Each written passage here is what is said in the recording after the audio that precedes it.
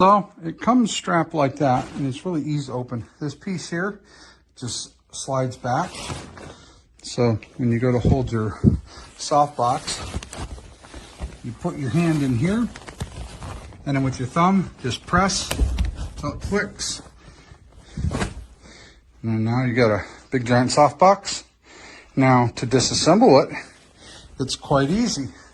So on the back, you have these two pinches. You just pinch it and that releases. I'm sure you could probably pull it this way too. It might be easier to open it, to grab that gray handle. It's hard to do with one hand. But, yep, it's pretty cool. And the best thing is, here, Diana, can you hold that?